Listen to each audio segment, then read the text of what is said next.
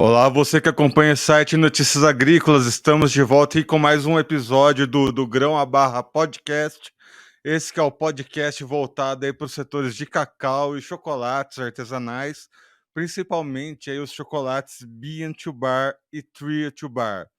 Hoje a gente vai ter uma conversa que vai ligar aí um pouco, né, os dois grandes mercados, o mercado lá dos Estados Unidos, que é onde nasceu o Bean to Bar. A gente vai conhecer um pouquinho da história de como que é o mercado de chocolates lá e, claro, aqui no Brasil também. Mas antes da gente começar a conversa de hoje, eu tenho duas informações, né, na verdade, dois pedidos, né, que eu tenho aqui para fazer. O primeiro deles é que o site Notícias Agrícolas está participando do segundo prêmio, né, da segunda edição do prêmio Os Mais Admirados da Imprensa do Agronegócio. Ano passado o site ficou, né, entre o mais admirado e hoje a gente e esse ano a gente quer repetir a dose. Os nossos podcasts também ficaram entre os melhores, hein? Tanto o Café em Prosa quanto aqui o do Grão a Barra ficaram entre os melhores podcasts na versão aí, na edição do ano passado. Então a gente quer, no mínimo, repetir aí essa dose e ter os podcasts novamente entre os melhores aí, entre os mais admirados do agronegócio. O setor do cacau merece, o setor do chocolate merece. O nosso trabalho aqui a gente faz com muito carinho e dedicação, então eu peço para você participar aí dessa votação, indicando, né, o site Notícias Agrícolas para a agência de notícias. Tem o canal digital, né, que é uma outra modalidade, onde você pode indicar o nosso YouTube, o nosso Twitter, enfim. Tem a categoria jornalistas, onde você pode indicar alguém aqui da nossa redação. O pessoal você conhece, né? Mas tem o João Batista Olive, que é o nosso diretor, Alexander Horta, né? O nosso chefe de redação, Carla Mendes, eu, né? Erickson Cunha, tem o Jonathan Simeão, a Andressa, Guilherme, Letícia, Virgínia, enfim, toda a nossa equipe está participando aí dessa edição. Na questão dos podcasts, o Café em Prosa participando, do Grão a Barra, e o Conversa de Cerca fazendo a estreia aí também entre os mais admirados. E claro, na categoria site e blog, você também pode indicar aí o site Notícias Agrícolas. Segundo pedido, né, que o nosso site está fazendo aí 25 anos de história, e a gente está fazendo aí a segunda edição do prêmio Melhor História de um Agricultor. Aí aqui é o próprio site que está organizando, e aí é muito simples, é apenas você mandar a sua história. Você, cacauicultor, que acompanha aqui o podcast, envia a sua história para a gente quer ouvir a sua história, a gente quer receber, né, essa emoção de compartilhar sua história com outras pessoas. Enfim, há uma premiação também acontecendo, né, para 5 melhores histórias que enviarem aqui para a gente. Aí eu vou deixar os links aqui embaixo para vocês participarem, tanto, né, da premiação onde vocês nos indicam entre os mais admirados, quanto essa premiação organizada pelo site em comemoração dos 25 anos, para aí você receber uma premiação especial. Muito bem, hoje estamos aqui com Tuta Aquino da Baiani Chocolates. Tuta, seja bem-vindo ao do Grão a Barra Podcast.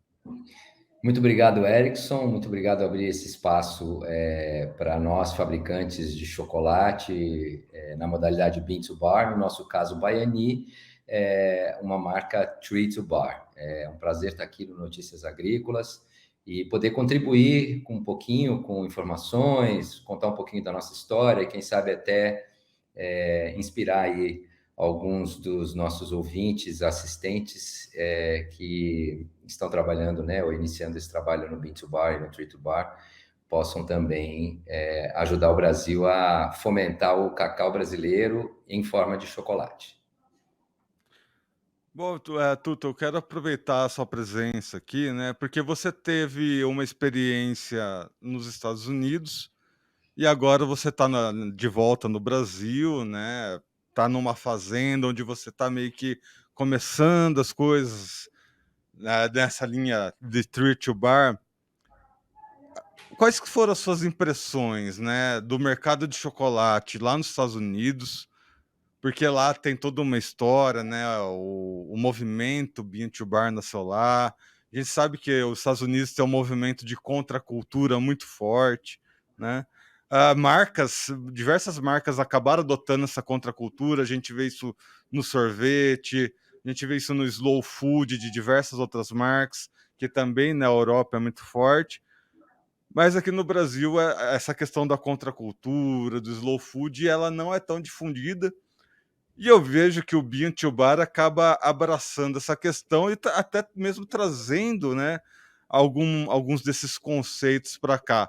Quais que são as suas impressões, né, de evolução de mercado lá nos Estados Unidos e aqui no Brasil?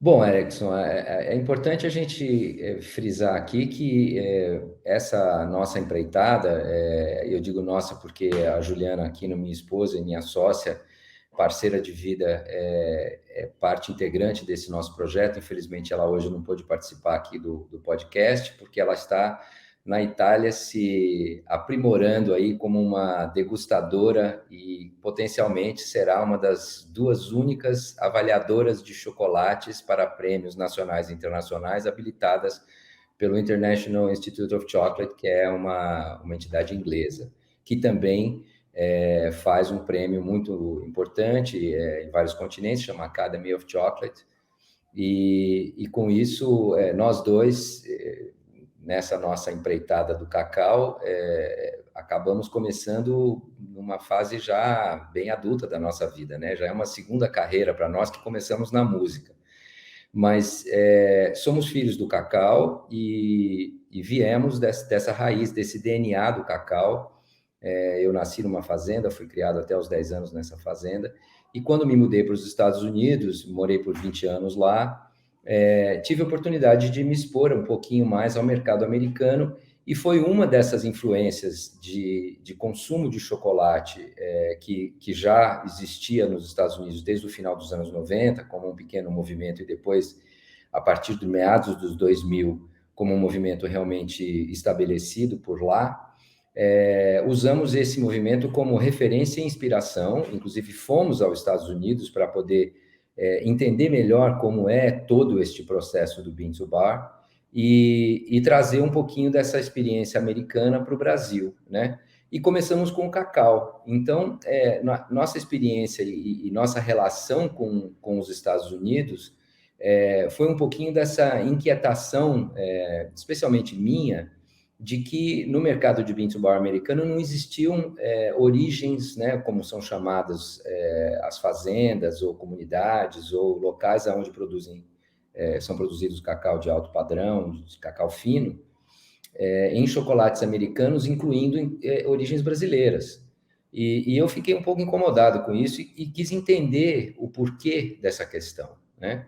E fui um pouquinho mais a fundo e vi e tomei como desafio para nós, né, que temos essa origem em Vale do Tumuju, no sul da Bahia, no município de Arataca, a fazenda originalmente da família da Juliana, de tentar produzir um cacau que pudesse encantar os americanos e fosse incluído em barras Bean to Bar de alguns fabricantes de lá.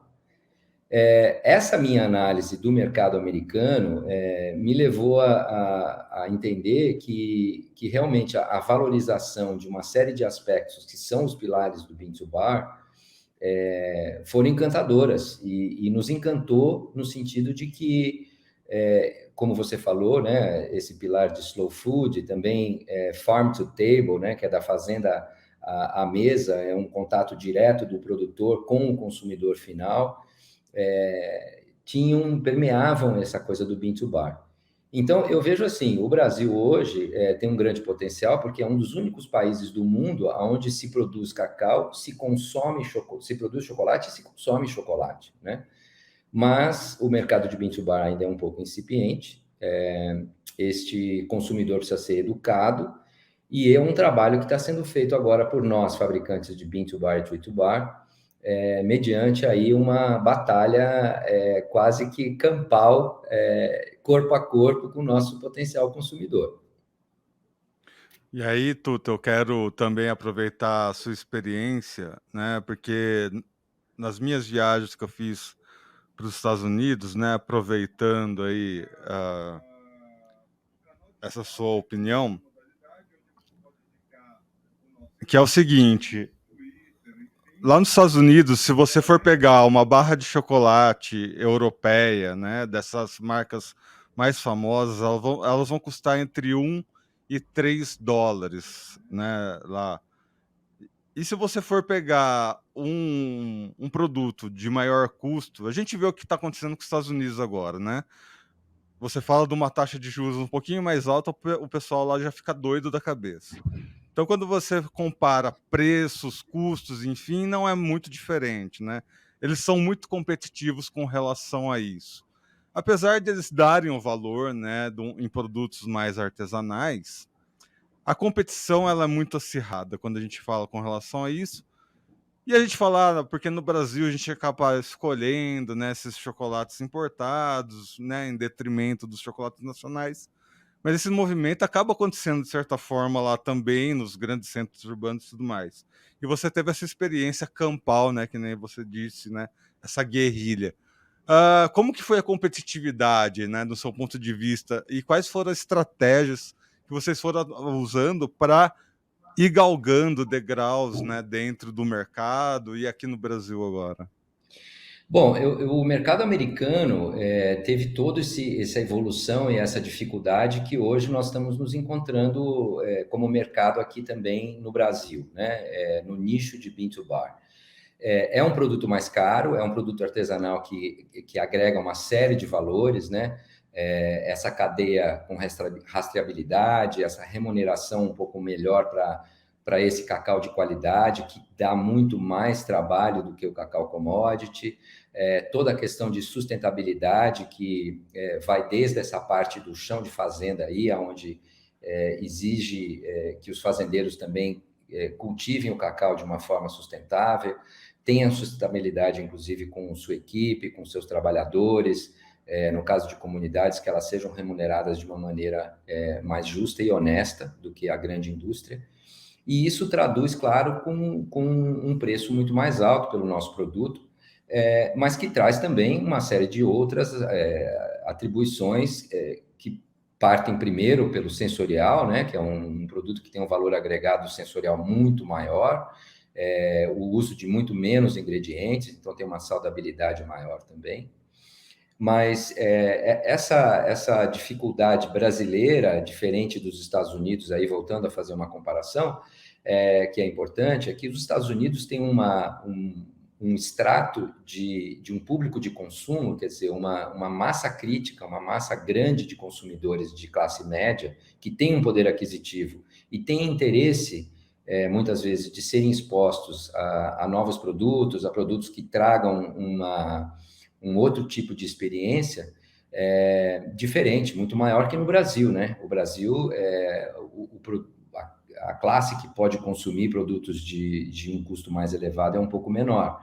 Então, essa divisão aí, essas fatias de mercado que ficam para os produtos premium, como você falou, que são considerados os grandes chocolates do mundo, auto-intitulados como o belga, que é o melhor chocolate do mundo, mesmo estando a 5, 7, 10 mil quilômetros de onde se planta cacau, mas eles conseguiram, com o marketing de décadas, realmente trazer essa percepção para o mercado mundial de que eles produzem o melhor chocolate do mundo, mas eles produzem um chocolate de um tipo, e indiscutivelmente é um chocolate de qualidade.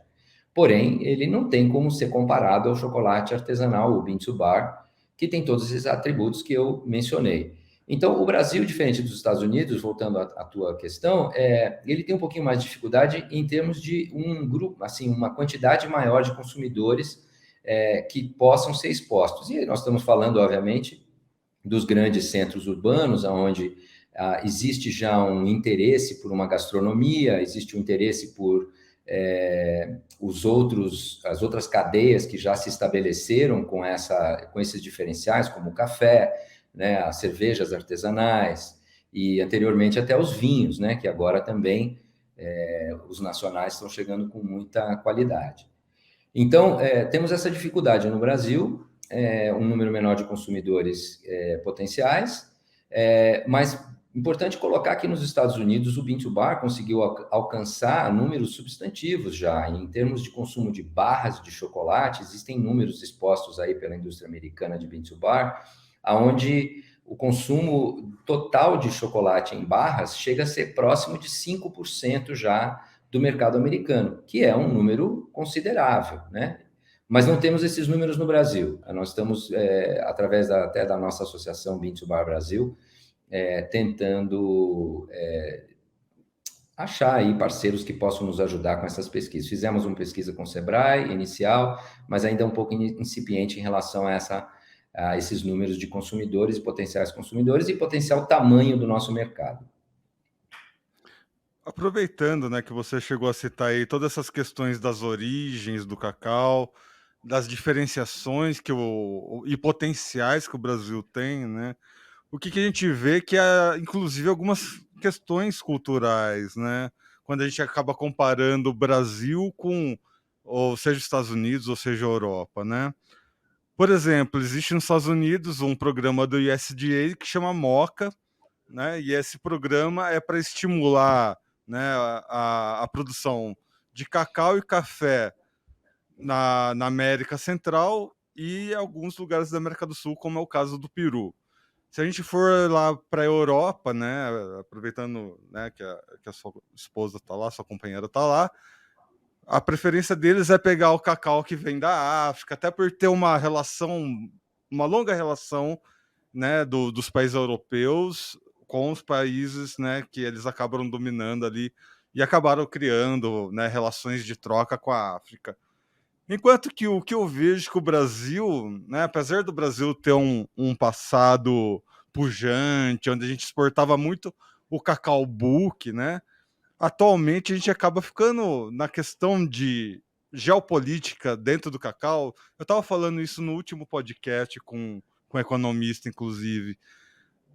Dá uma certa impressão que a gente está um pouquinho isolado, né, nessa questão geopolítica e cultural. Você concorda com isso? Qual que é a sua opinião? Eu concordo absolutamente. Mais uma vez, quando nós começamos a conversar aqui, eu tomei como desafio, e nós tomamos como desafio para nosso cacau, Vale Potumuju, que também é vendido para outros fabricantes de Bean-to-Bar aqui no Brasil, e também exportamos, temos um parceiro nos Estados Unidos, que é uma das maiores marcas de chocolate Bean-to-Bar por lá, baseada em São Francisco, se chama Dandelion Chocolate, que tem uma barra de origem Vale Potumuju, a única com cacau brasileiro, na linha de origens que são as melhores do mundo, onde eles vão buscar os melhores cacaus do mundo. Eu acho que existe sim um atraso do Brasil em relação a um reconhecimento da qualidade, porque o Brasil nunca olhou para a qualidade até 20 anos para trás. A Bahia sendo um dos maiores produtores de cacau sempre, né? E agora com a vinda do Pará e, claro, um pouquinho ali no Espírito Santo, um pouquinho em Rondônia, temos aí outras iniciativas de plantio de cacau, mas a Bahia sempre foi a representante do cacau commodity, como você falou, cacau bulk, né? Mas que nunca nunca teve um olhar pelos próprios agricultores e cacauicultores de desenvolver uma qualidade sensorial. Ele foi um cacau que sempre foi considerado com qualidade, né? Inclusive era comercializado nas bolsas de Nova York e de Londres como Bahia Superior, né? Ele tinha um ágio sobre o valor pago para o cacau brasileiro, porque ele tinha, sim, uma fermentação um pouquinho mais bem cuidada e etc. Mas com o advento da vassoura de bruxa na Bahia, nós tivemos essa queda gigantesca, né, na produção baiana de cacau, que está sendo retomada agora, e nós temos até muito prazer em participar desse momento da ressurgência do cacau baiano. A gente vê que os cacauicultores estão cuidando bem agora da qualidade das suas amêndoas e mostrando para o mundo que isso é possível, sim, que nossas origens, que são várias no Brasil, né, por conta desse gigante e desses estados diferentes e de origens diferentes, até propriamente dentro de um estado como o Pará, como na própria Bahia, a gente pode dizer que nós temos aí terroirs que são muito diferentes e que podem surpreender o mundo como possivelmente a próxima grande origem de cacau com grande qualidade, sendo o Brasil um produtor de qualidade, não mais só de quantidade, né? Mas lembrando também que o Brasil ainda precisa importar cacau para poder suprir o seu mercado interno de fabricação de chocolate. Então, existe ainda uma necessidade de quantidade, né? Mas eu concordo plenamente que o Brasil tem muito ainda a fazer e nós estamos fazendo, né? O Brasil tem ganhado prêmios internacionais, tem competido aqui nas competições das Américas de igual para igual com o Peru, que tem cacau maravilhoso, já tem uma tradição, o Equador, que tem cacau com boa qualidade também, faz um trabalho na recuperação genética do cacau deles há muito mais tempo que o Brasil.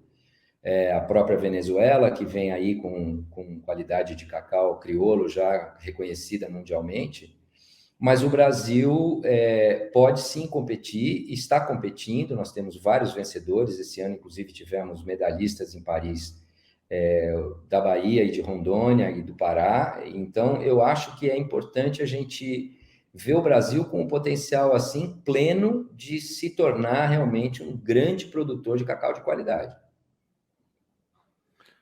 E você que vem, né, da área musical, e para fazer uma boa música precisa ter uma boa harmonia, precisa ter bons instrumentos, bons músicos para fazer uma boa música.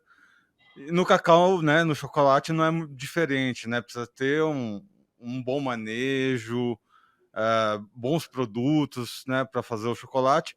Quais dos dois universos é o mais complicado de se entender? Bom, eu tenho uma experiência muito antiga na parte de produção musical e trabalho com música desde os meus 14, 15 anos de idade e ainda tenho uma atividade musical, tenho uma produtora que fornece conteúdo musical para a televisão brasileira, né, para redes de televisão brasileira, as emissoras. Então, isso para mim hoje é uma atividade que é um pouquinho mais, eu não diria fácil, mas que tem um pouquinho mais de conhecimento e tranquilidade no sentido de produção, né? Eu brinco que eu só troquei de cargo de produtor. Eu continuo sendo um produtor, não deixei de ser um produtor musical, mas agora sou um produtor de cacau e produtor de chocolate junto com a Juliana, minha esposa. Mas, obviamente, eu vou ser obrigado a dizer que o cacau, especialmente, ainda uma agricultura que não é extremamente dominada e conhecida, não só no Brasil, como no mundo inteiro, e o cacau tem atributos sensoriais que são ainda não conhecidos por muita gente, e muitos pesquisadores consideram que o cacau tem até mais atributos do que a própria uva, e que isso impacta na fabricação do chocolate com valores sensoriais agregados muito maiores do que do vinho. Os enólogos vão querer me bater, mas eu acho que isso em breve será divulgado aí como um fato conhecido de que o cacau realmente tem muito mais complexidade nos seus atributos sensoriais. E, obviamente, que todos os fatores de agricultura, né, especialmente no nosso caso, que usamos o sistema Cabruca, que é um sistema agroflorestal utilizado na Bahia desde a época do meu bisavô, há mais de 100 anos, plantamos as árvores de cacau sob a sombra das grandes árvores da Mata Atlântica. Vem do verbo brocar, que era uma abertura que era feita na mata, originalmente, aí no fim do século XIX, para criar certas fazendinhas aí de cacau e até de outras culturas. E o ato de brocar ali era para justamente abrir certas clareiras onde você plantava o cacau que gosta de sombra nos seus primeiros anos de vida, primeiro um ano e meio, 2 anos, mas que depois gosta bastante de sol. Então, esse entendimento de como agricultar o cacau tem uma série de dificuldades, né? Nós cuidamos do cacau de uma forma bem natural, nós não somos certificados orgânicos, mas não aplicamos agrotóxicos na nossa fazenda, então temos aí um respeito em relação a essa sustentabilidade do nosso bioma, que é maravilhoso no sul da Mata Atlântica, ali, a Mata Atlântica do sul da Bahia, e especialmente porque estamos do lado de um parque nacional, que chama Parque Nacional Serra das Lontras. onde a biodiversidade comprovadamente é uma das maiores do mundo. E isso tem que ser preservado. Então, essa relação, preservação do meio ambiente e o cultivo do cacau sustentável, né, tem sido um grande aprendizado para a gente, e as variáveis todas, né, índices pluviométricos e os tratos novos em relação a variedades que nós estamos introduzindo, que são mais resistentes à vassoura de bruxa, mais produtivas, e como elas se dão em relação à qualidade sensorial no resultado final do chocolate. Então, eu diria que realmente é muito mais complexo se fazer chocolate, especialmente sendo um treat to bar, né? Porque eu nem mencionei a fase toda de chocolate aí, que é uma expertise muito mais da Juliana, mas que também tem milhões de aspectos aqui que são muito delicados. E eu gosto de dizer, só para fechar esse conceito, de que a gente aprendeu que o diabo mora nos detalhes. Então, a gente não pode passar por cima de pequenos detalhes que, eventualmente, tem um efeito aí cumulativo no resultado final da qualidade, não só do cacau, mas também do chocolate. Então, é algo que nós primamos muito lá no Vale Potumuju primeiro, né?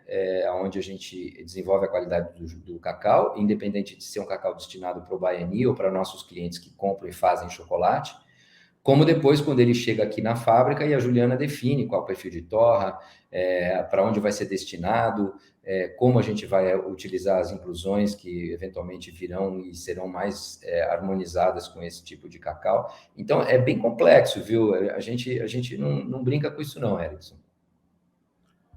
E, bom, voltando só ao começo da sua resposta, enólogos não fiquem bravos, né? Que chocolate e vinho harmonizam muito bem, então tá tudo certo. E Verdade. aí, Tuta, eu acho que você teve essa sua história muito guerreira e aguerrida, porque vocês foram para uma fazenda, inclusive, onde vocês foram para resgatar essa fazenda, né? E aí você já chega a comentar aí esses manejos, né, de clonagem, né, para ter resistência às doenças, que teve um trabalho muito forte, né, na região aí do sul da Bahia, né, em boa parte pela CEPLAC, pela CIC, enfim, né, os institutos de pesquisa da Bahia. E você também, ao mesmo tempo, falando da Cabruca, né, que é esse sistema agroflorestal, que é a grande vedete do cacau, né, de se mostrar sustentável. Conta um pouquinho dessa história, né, dessa história guerreira de resgate e de sustentabilidade que você está buscando aí na fazenda como um grande carro-chefe aí da marca Baiani. Olha, primeiro eu preciso dizer que esse resgate nosso é uma coisa muito interessante, que as pessoas perguntam, mas puxa, do dia para a noite vocês resolveram cultivar cacau, como é isso, como funciona? Nada é por acaso, né? Eu acho que as experiências da vida de uma pessoa, eu vou fazer 60 anos esse ano, e comecei muito cedo, trabalhando com uma paixão minha, que foi a música, incentivada por meu pai, que foi um cacauicultor, né, herdeiro de uma fazenda do meu avô, que originalmente era do meu bisavô. Então, eu volto à questão do nosso DNA.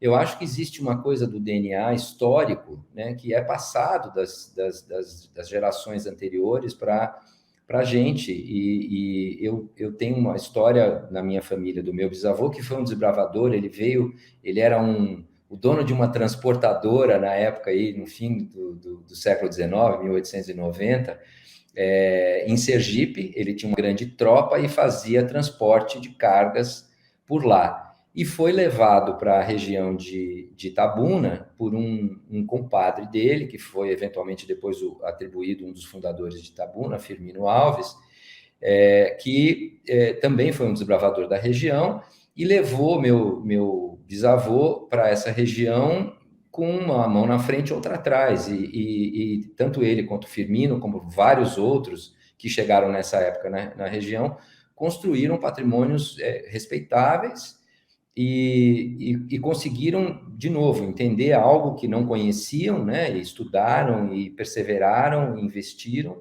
seu tempo, seu suor, para levantar agricultura que depois virou assim, o grande PIB do estado da Bahia e até um pouco do Brasil durante várias décadas aí nos 1920, 30, 40, 50. Depois vem meu avô, que pulou um pouquinho esse estágio fazenda, mas meu pai, que foi herdeiro da fazenda, acabou voltando para lá. Ele era nascido em São Paulo, meu avô veio para cá estudar advocacia, também um desbravador de uma novidade, veio muito novo, se formou aqui advogado, acabou ficando.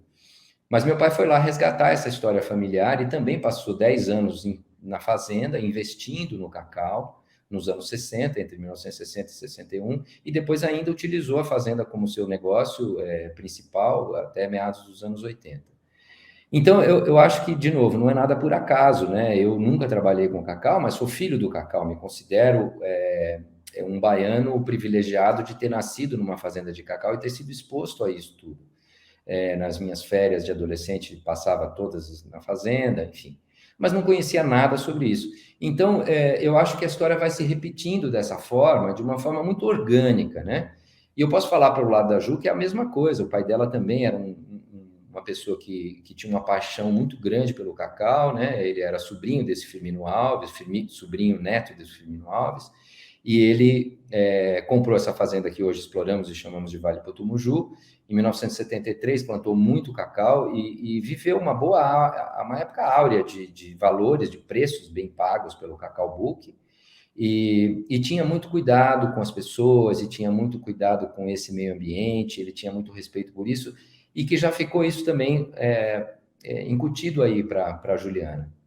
Então, nós caímos num lugar que já tinha ali uma cama de gato formada para nós, que já vínhamos com essa consciência de tentar fazer algo diferente pelo cacau do Brasil, uma vez que nós vimos uma oportunidade no Bean to Bar, né, e na qualidade de amêndoas, como já descrevi antes, que foi um dos meus desafios, um dos nossos desafios.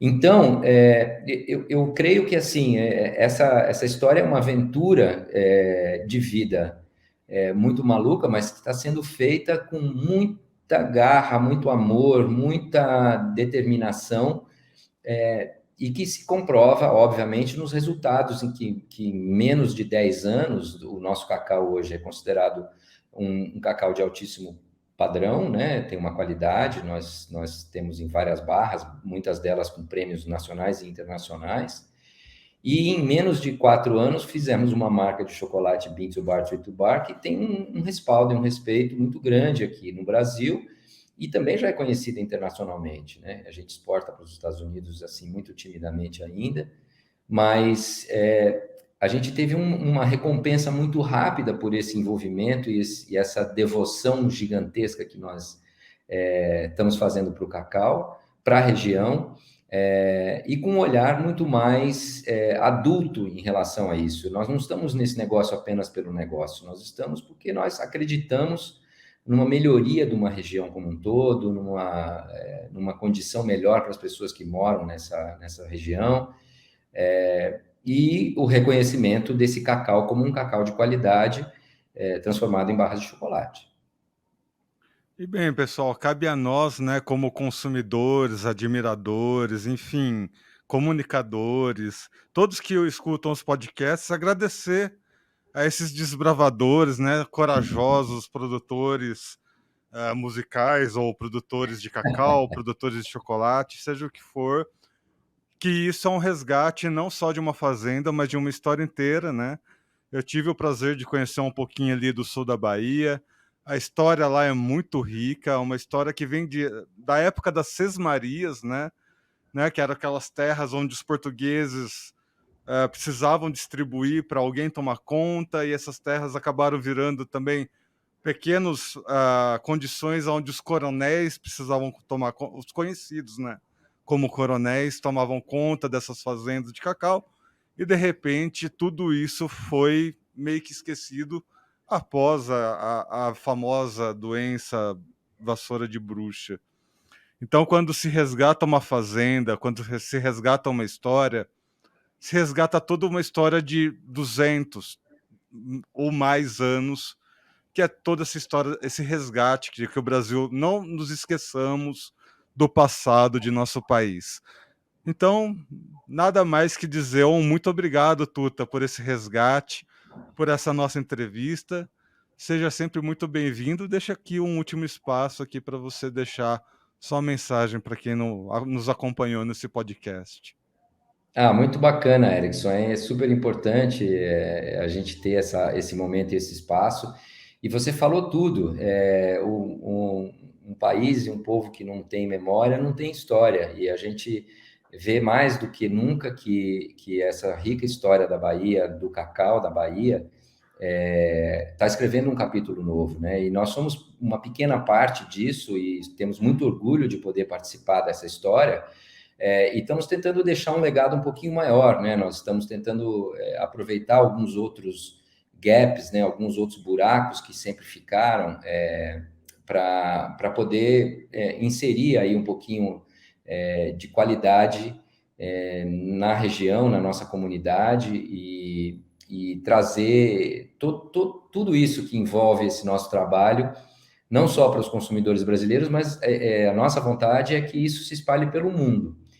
Então, eu, mais uma vez, agradeço, espero que todos que tenham ouvido possam ter a oportunidade de, em algum momento, visitar uma fazenda de cacau que hoje faça um trabalho como o nosso. O Vale Potumuju está aí também, a gente não é aberto a visitações, mas, obviamente, o meu contato está disponível para quem queira. Somos super acessíveis, a nossa fábrica em São Paulo hoje tem uma loja, tem um café, para quem quer ter uma experiência aqui sensorial maravilhosa no chocolate baiano, por favor, venham, vai ser um prazer recebê-los. É só entrar nas nossas redes sociais, né? Estamos aí, o nosso site Baiani Chocolates, estamos no Instagram como @Baiani Chocolates, e eu espero que esse trabalho nosso e o trabalho de outros como nós, que também estão resgatando essa história, várias outras famílias, gerações novas que estão interessadas em fazer esse tipo de trabalho, tenham oportunidade, como eu, de mostrar esse trabalho e que esse trabalho contamine aí o maior número de pessoas e traga uma felicidade no consumo do chocolate, que é uma delícia de um alimento dos deuses, como é chamado o cacau, e que traz grande prazer para a gente compartilhar. Bom, inspiração traz inspiração, né? Mais uma vez agradecer aqui a presença do Tuta Aquino, trazendo aí todo o seu conhecimento de dois grandes mercados, né? O mercado lá dos Estados Unidos de chocolate, agora o mercado do Brasil, até trazendo um pouco do resgate dessa história do chocolate, do cacau brasileiro, né? Levemos a mensagem adiante, né? Vamos batalhar, gente. A questão é martelar realmente a ideia, mostrar o cacau, mostrar o chocolate. Você tem um amigo, mostra, né? Faz ele experimentar. Vamos, trabalhinho assim, de pouquinho em pouquinho, e a gente vai vendo cada vez mais, né, essas inspirações trazendo resgates de histórias e novas histórias também. Muito bem, amigos, estamos em todas as redes sociais. Sigam nossas redes, estamos no Twitter, no Facebook, no Instagram. E você que acompanhou essa entrevista pelo YouTube já sabe, se inscreva no canal, ativa o sininho para receber as notificações e deixa o like. Assim, sempre que tiver um vídeo novo aqui no nosso canal, você recebe a notificação, você acompanha ao vivo o que está acontecendo aqui e fica aí entre os produtores rurais mais bem informados do Brasil. Eu vou ficando por aqui. Até o próximo episódio. Um abraço.